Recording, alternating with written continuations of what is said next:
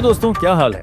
तारीख आज 14 अक्टूबर 2025 दिन मंगलवार, हिंदी तिथि अष्टमी। और आइए अब बात करते हैं आज के मुख्य समाचार में देश भर की तमाम बड़ी खबरों पर नजर डालते हैं। देखिए, पहली अच्छी खबर, दिवाली से पहले कर्मचारियों को सरकार ने बड़ी राहत दी है। ईपीएफ खाते से पैसा निकालना अब और भी आसान हो गया है। ईपीएफओ की तरफ से कुछ नियमों में बदलाव किया गया है। सरकार का कहना है कि पीएफ खातेदारकों के लिए 13 जटिल प्रावधानों को खत्म कर दिया है। अब पैसा निकालने से जुड़े नियमों को सिर्फ 3 श्रेणियों में बांटा गया है। तो पीएफ खाता वालों के लिए पैसा निकालना अब कैसे आसान होगा? पहले क्या नियम थे और अब क्या रूल्स में बदलाव किया गया, देख सकते हैं आप। शादी और पढ़ाई के लिए अधिकतम 3 बार पैसा निकाल सकते थे पहले, लेकिन अब पढ़ाई के लिए 10 बार और शादी के लिए 5 बार पैसा निकाला जा सकेगा। और भी अलग अलग जरूरतों के लिए अलग अलग न्यूनतम सेवा अवधि तय की गई है। अब केवल 12 महीने की न्यूनतम सेवा अवधि जरूरी होगी। इतना ही नहीं, ईपीएफओ ने एक और बड़ा फैसला लिया। अब आप अपने पीएफ खाते से पूरे पैसे निकाल पाएंगे। शादी और एजुकेशन के लिए भी लिमिट बढ़ाई गई है। कितनी कितनी लिमिट बढ़ी है, जिसकी डिटेल भी आप देख सकते हैं। सरकार का कहना है कि इस विश्वास योजना का मकसद यह है, पुराने विवादों को खत्म किया जाएगा जो ईपीएफओ से जुड़े हैं। और इन्हीं नए नियमों के साथ ही ईपीएफओ ने यह विश्वास योजना शुरू की है। अब आप अपने ईपीएफ अकाउंट से पूरा पैसा विड्रॉल कर पाएंगे और किसी भी तरह का कोई डॉक्यूमेंट भी जमा करने की जरूरत नहीं हो। यह देख सकते हैं। बीते दिन केंद्रीय मंत्री डॉक्टर मनसुख मंडाविया ने इस बारे में ट्वीट करके जानकारी भी दी। अब 100% निकासी की सुविधा मिलेगी। बिना कारण बताए भी आप अपने पीएफ खाते से पैसा निकाल पाएंगे। पहले मतलब कारण बताना पड़ता था कि प्राकृतिक आपदा आ गई या शादी ब्याह, मेडिकल इमरजेंसी वगैरह वगैरह। ईपीएफओ ने यह सुनिश्चित किया कि 25% मिनिमम बैलेंस रखना जरूरी होगा और इस पर आपको इंटरेस्ट वगैरह यह मिलता रहेगा। और ऑटो सेटलमेंट प्रोसेस भी अब आसान होगी। और विश्वास योजना शुरू की गई है, जिसके तहत जुर्माने में राहत मिलेगी। और ईपीएफओ पेंशनर्स के लिए भी डिजिटल सुविधा शुरू करने जा रहा और जल्दी ईपीएफओ 3.0 सिस्टम भी लागू होगा। इसके फ्रेमवर्क को भी सरकार ने मंजूरी दे दी है। तो ये कुछ पीएफ खाता धारकों के लिए नियमों में बदलाव किया गया। और भी नियमों की विस्तार जानकारी आप देख सकते हैं स्क्रीन पर। हाल ही में कुछ दिनों पहले भी आपको पता होगा, ईपीएफओ ने एक नियम में बदलाव किया था। मैंने आपको बताया था अपडेट। पीएफ अकाउंट से आप 72 घंटे में 5 लाख तक भी निकाल पाएंगे और अब अधिकारियों की जांच भी जरूरी नहीं होगी, जबकि पहले इसकी भी लिमिट 1 लाख ही थी। तो यह पीएफ न्यू रूल्स का अपडेट है। और चलिए आगे बढ़ते हैं अब अपन खबरों। खबर, रेल मंत्री अश्विनी वैष्णव कल 15 अक्टूबर को करेंगे आईआरआई 2025 का उद्घाटन। दुनिया के 15 से ज्यादा देश इस समिट में हिस्सा लेने जा रहे हैं। यह 16वां अंतर्राष्ट्रीय रेलवे उपकरण प्रदर्शनी का सम्मेलन कल से शुरू होने जा रहा है। 15 से 17 अक्टूबर तक दिल्ली के भारत मंडप में आयोजित होगा। और वहीं देखिए, त्योहारों के मौके पर उत्तर रेलवे ने दिवाली छठ पूजा पर 30 लाख से भी ज्यादा बर्थ बढ़ा। बुकिंग बंद का स्टेटस नहीं दिखेगा। पूर्वांचल, बिहार, झारखंड, यूपी समेत कई राज्यों के यात्रियों को इसका फायदा मिलेगा, क्योंकि अक्सर आपको पता होगा त्योहारी सीजन के दौरान रेलवे में भारी भीड़ बढ़ने लगती है। कि रेलवे की तरफ से यह एक्स्ट्रा बर्थ वगैरह लगाई गई है। और सीपीआई पर एक रिपोर्ट सामने आ रही है कि बीते महीने सितंबर में खुदरा महंगाई दर पिछले 8 सालों से सबसे कम लेवल पर पहुंची है। यहां तक कि आरबीआई के लक्ष्य के भी निचले स्तर पर पहुंच चुकी है। कुछ तो जो सरकार ने जीएसटी कटौती की थी पिछले महीने 24 सितंबर से, जीएसटी कटौती से महंगाई दर घटकर 1.5% के लगभग पहुंच चुकी है। मुद्रास्फीति अभी 8 सालों के सबसे निचले स्तर पर चल रही है। मतलब रिटेल महंगाई दर 8 सालों में सबसे कम है। अभी खाने पीने का सामान सस्ता हुआ जीएसटी वगैरह की वजह से, तो इसका भी असर देखने को मिला। जबकि सितंबर से पहले अगस्त में यह 2.07% पर थी। चलिए अगली खबर देखिए। टाटा ग्रुप में विवाद के बीच एन चंद्रशेखरन का कार्यकाल बढ़ाया। अब यह साल 2032 तक टाटा सेंस के चेयरमैन रहेंगे। 1987 में टीसीएस में इंटर्न थे ये। जरा जिस कंपनी में इंटर्नशिप की, उसी के बड़े ग्रुप के मेन ग्रुप के आज चेयरमैन बन चुके हैं। ये मेनी कांग्रेट्स। चलिए अगली बड़ी खबर आ रही है। रेड एलियो ने अमेरिका को एक चेतावनी दी और कहा कि कभी भी अमेरिका में आर्थिक हार्ट अटैक आ सकता है। अमेरिका की अर्थव्यवस्था को लेकर वहां के अरबपति निवेशक रेड एलियो ने ट्रंप सरकार को यह चेतावनी दी है। क्या अमेरिका में आर्थिक हार्ट अटैक आने वाला है? क्या कहीं इसी वजह से तो डोनाल्ड ट्रंप बहकी बहकी बातें नहीं कर रहे हैं? दरअसल रेड एलियो वही शख्स है जिन्होंने सबसे पहले 2008 की मंदी की भविष्यवाणी भी की थी, जो सच साबित हुई। अब उनका कहना है कि अमेरिका के सरकार के उल्टे सीधे फैसलों की वजह से कभी भी अमेरिका की इकोनॉमी डाउन हो, ग्लोबल क्राइसिस देखने को मिल सकता है, मंदी आ सकती है। और देखिए अगली एक रिपोर्ट सामने आ रही है कि भारत की वित्तीय सेवाओं के सौदों में 39% तक की बढ़ोतरी हुई है। मतलब इंडिया के फाइनेंशियल सेक्टर में अच्छी ग्रोथ देखने को मिली है। ये डिटेल्स भी आप देख सकते हैं। और अगली एक अच्छी खबर देखिए। अमेरिकी टैरिफ का मुंहतोड़ जवाब देने के लिए भारत सरकार ने पूरा प्लान बना लिया है। एक तीर से 27 निशाने भारत ने चल दिए, ऐसी चाल की फेल हो जाएगा ट्रंप का दाम भी। धरे के धरे रह जाएंगे ट्रंप के सारे मंसूबे। दरअसल बात कुछ यूं है कि भारत और ईयू यानी यूरोपियन यूनियन के बीच 135 अरब डॉलर से भी ज्यादा का व्यापार हुआ और अभी भारत ईयू के बीच फ्री ट्रेड एग्रीमेंट मुफ्त व्यापार समझौते को लेकर भी बातचीत काफी आगे बढ़ चुकी है, जो कि जारी है। क्योंकि यूरोपीय संघ जो है दुनिया में 27 देशों का एक समूह है। तो अगर यह मुफ्त व्यापार समझौते की वार्तालाप जो 14 दौर की पूरी हो चुकी है, ये आगे बढ़ती है और एफटीए दोनों के बीच लागू हो जाता है फ्री ट्रेड एग्रीमेंट, तो इससे दुनिया के 27 देशों तक भारत का एक्सपोर्ट बढ़ेगा। तो कहीं ना कहीं अमेरिका के टैरिफ का जो भारत के एक्सपोर्ट पर नेगेटिव इम्पैक्ट था वो कम होगा। और एक अच्छी खबर यह भी है कि भारत ब्रिटेन व्यापार समझौते सभी देश का निर्यात और निवेश दोनों बढ़ेगा, भारतीयों को फायदे मिलेंगे। रिपोर्ट्स मैंने आपको बताई थी। चलिए अगला अपडेट देखिए।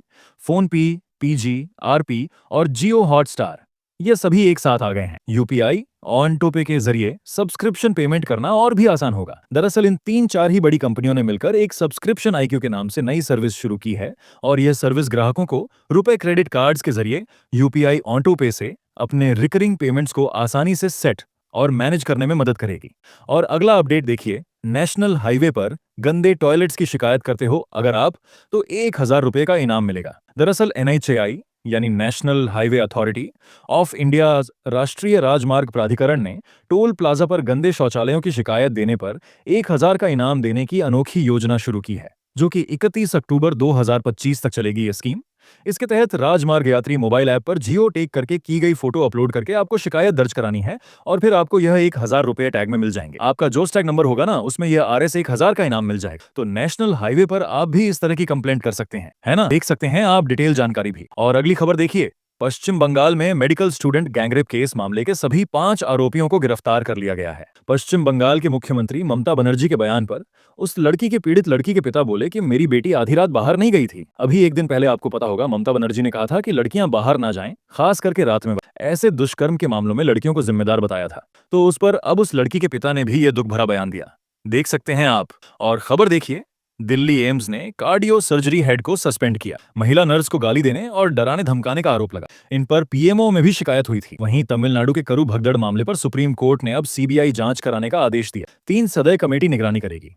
आपको पता होगा साउथ के एक्टर विजय की रैली में भगदड़ मची थी जिसमें 41 लोगों की मौत हो गई थी। तो इस मामले पर अब सीबीआई जांच करेगी। सुप्रीम कोर्ट की तरफ से यह बड़ा आदेश जारी किया गया। और वहीं खबर है प्रधानमंत्री नरेंद्र मोदी से मिली कनाडा की विदेश मंत्री अनीता आनंद, जो कि अभी भारत दौरे पर आई हुई है। इस दरमियान भारत कनाडा संबंधों को नई गति देने के प्रयास किए गए। विदेश मंत्रालय ने साझा बयान भी जारी किया। पीएम मोदी ने दोनों देशों के बीच बिजनेस, एनर्जी, तकनीक, कृषि और कई अहम मुद्दों को लेकर चर्चा की। और एक अच्छी खबर यह है क्रिटिकल मिनरल्स और एआई यानी आर्टिफिशियल इंटेलिजेंस में भी कनाडा करेगा भारत को सहयोग। दोनों देशों के बीच व्यापारिक संबंध सुधारने पर भी जोर दिया गया इस मुलाकात के दौरान। अगली खबर देखिए।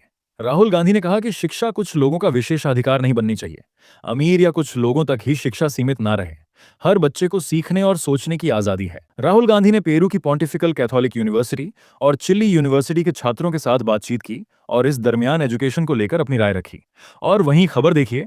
छात्राओं के यौन शोषण के आरोपी चैतन्यानंद सरस्वती महाराज को जमानत देने से दिल्ली की कोर्ट ने इनकार कर दिया।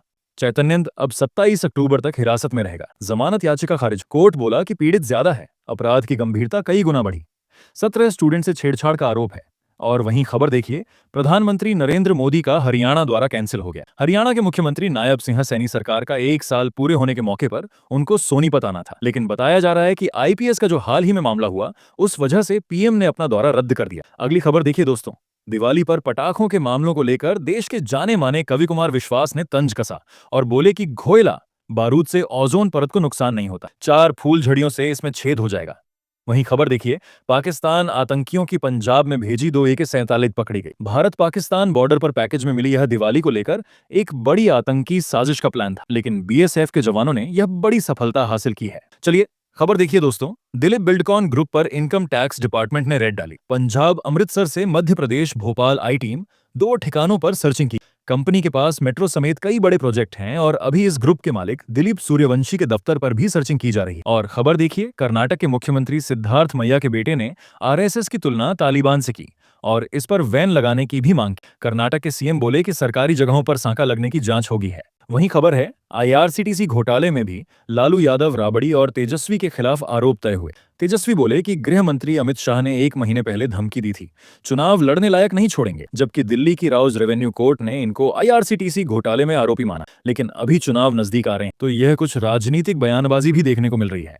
और खबर है सोनिया गांधी ने हिमाचल प्रदेश के पूर्व मुख्यमंत्री वीरभद्र सिंह की प्रतिमा का अनावरण किया और इस दरमियान प्रियंका गांधी भी बोली कि पीआर इवेंट बाजी से दूर रहने वाले नेताओं की जरूरत है। मोदी सरकार पर भी निशाना साधा। चलिए फिर देखिए, चंडीगढ़ के सरकारी अस्पतालों में बदली।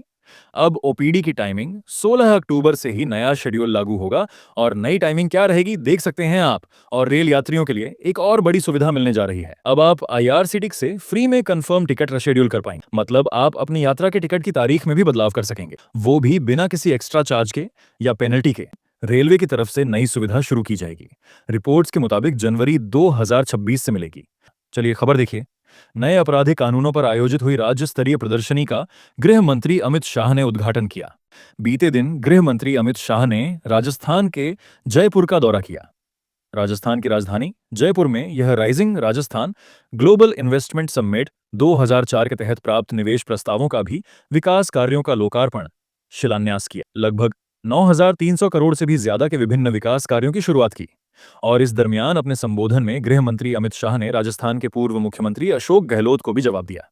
जयपुर में अमित शाह बोले कि हम जो कहते हैं वह करते हैं। 2027 के बाद 3 साल के अंदर मिल जाएगा न्याय। नए आपराधिक कानून लागू करने पर भी उन्होंने ये बातें कही।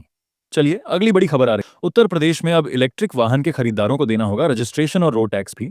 आज 14 अक्टूबर से यह नए नियम लागू होने जा रहे हैं। 1 लाख रुपए तक का वाहन खरीदने पर 9% और 10 लाख से ज्यादा के वाहन पर 11% तक रोड टैक्स देना पड़ेगा।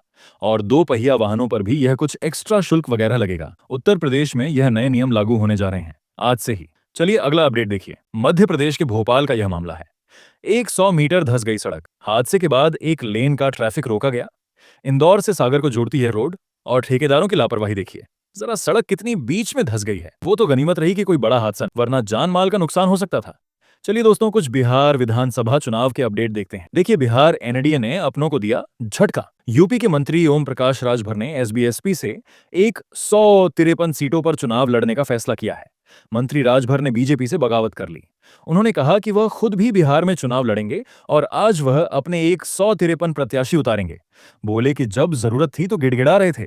बिहार विधानसभा चुनाव से पहले राजनीति में यह बड़ा फेरबदल देखने को मिल रहा है। और वहीं देखिए, इलेक्शन ड्यूटी के नाम पर 407 कर्मचारियों का बेजोड़ बहाना। जांच में सिर्फ 63 बीमार मिले, 22 कर्मचारी गायब मिले। दरअसल बिहार विधानसभा चुनाव में चुनावी कार्य से खुद को अलग रखने के लिए शिक्षक वगैरह बहाना बना रहे बीमार। जब प्रशासन ने जांच की तो फर्जी निकले उनके बहाने।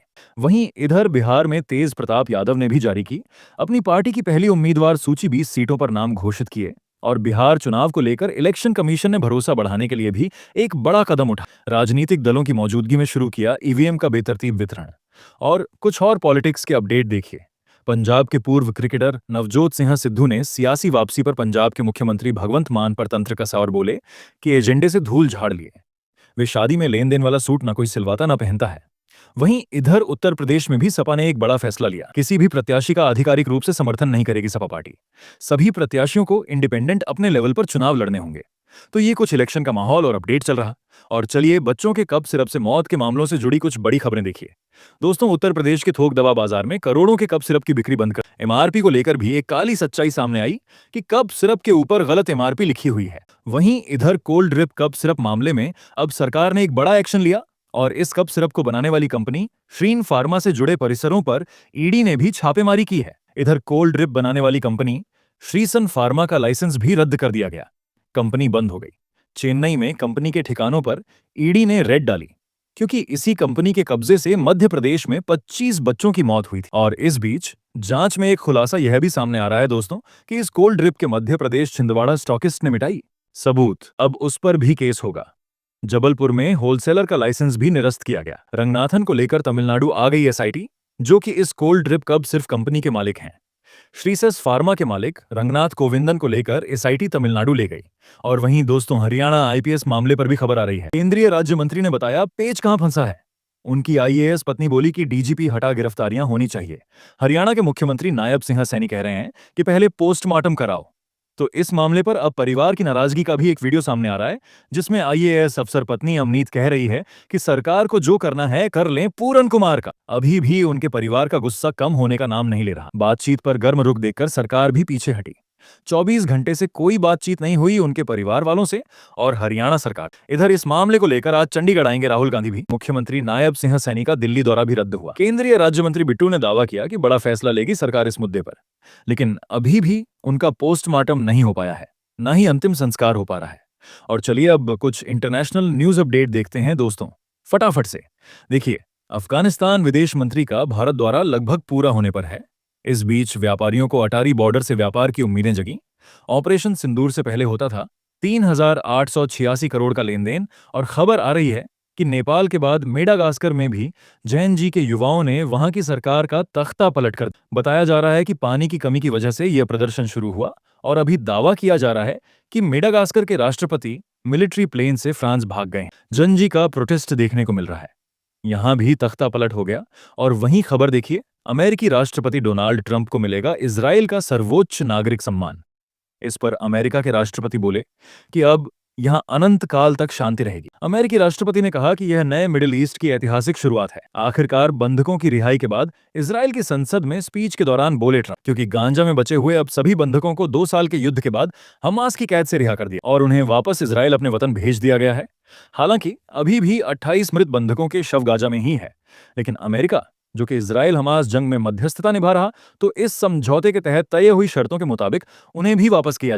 तो इजराइल गांजा जंग पर जो मध्यस्थता उन्होंने निभाई ट्रंप ने, वाकई में इस पर पीएम मोदी ने भी खुशी जताई। पीएम ने बंधकों की रिहाई को लेकर ट्रंप के प्रयासों की तारीफ की है। नतन्याहू को लेकर भी उन्होंने कहा कि यह शांति की अच्छी कोशिश है, दृढ़ संकल्प का यह नतीजा है। पीएम मोदी ने भी इजरायली बंधकों की रिहाई का स्वागत किया और ट्रंप के शांति प्रयासों का भी समर्थन किया। पीएम ने ट्रंप के इस कार्य पर खुशी जताई और ट्रंप के इन प्रयासों की सराहना भी की। और इसके लिए मिस्र में आयोजन रख ट्रंप की पीस डील के गवाह बने 20 देश। इजराइल और हमास के हस्ताक्षर से गांजा में थमेगा बंदूकों का शोर, वरना गाजा में हालात ऐसे हैं कि लाखों लोग खाने के लिए तरस रहे हैं। जमीनें बंजर हो गई हैं, सब कुछ तबाह हो गए हैं, पूरे के पूरे शहर मलबे में तब्दील हो गए। अभी गाजा की 99% जमीन बंजर हो गई है। 21 लाख से ज्यादा लोग बेघर हैं। शहर में लगभग 510 लाख टन मलबा जमा हुआ है, जिसे हटाने में भी 10 साल लगेंगे। जरा देखिए जंग से कितनी तबाही मचती है। और वहीं खबर देखिए, इकोनॉमिक्स का नोबेल पुरस्कार 2 अमेरिकी और 1 ब्रिटिश प्रोफेसर को दिया गया। आर्थिक विकास में इनोवेशन की स्टडी के लिए इन्हें यह पुरस्कार मिला। 10 करोड़ का प्राइज भी मिलेगा। ये देख सकते हैं, इस पुरस्कार के मुख्य विनर रहे हैं यह तीनों। और वहीं देखिए, मंगोलियाई राष्ट्रपति कुरैल सुख भी अभी भारत यात्रा पर आए हुए। ये दिल्ली पहुंचे पीएम मोदी के साथ आज द्विपक्षीय वार्तालाप भी करेंगे। वहीं खबर आ रही है कि जल्द ही भारत अमेरिका के बीच भी ट्रेड वार्ता, ट्रेड डील कंप्लीट हो जाए। ऊर्जा इंपोर्ट पर भी बातचीत होगी, क्योंकि अमेरिका भारत दोनों देश साल 2030 तक $500 बिलियन के व्यापार के लक्ष्य की ओर आगे बढ़ रहे हैं। तो इस लक्ष्य को अगर पूरा करना है तो जल्दी दोनों देशों के बीच व्यापार समझौता होना जरूरी है। और एक बड़ी खबर आ रही है कि पाकिस्तान में पुलिस फायरिंग में 250 लोगों की मौत का दावा किया जा रहा है। जो अमेरिका ने गाजा में पीस डील करवाई ट्रंप ने, तो उसके खिलाफ ये पाकिस्तान में विरोध प्रदर्शन देखने को मिल रहा है। बताया जा रहा है कि 1500 लोग घायल हो गए। और यह विरोध करने वाले पाकिस्तान के टीएलपी ने दावा किया है कि पाकिस्तान पुलिस ने उनके 250 से भी ज्यादा कार्यकर्ता और नेताओं को मार दिया है। देखिए जरा हालात कितने गंभीर चल रहे हैं पाकिस्तान में भी।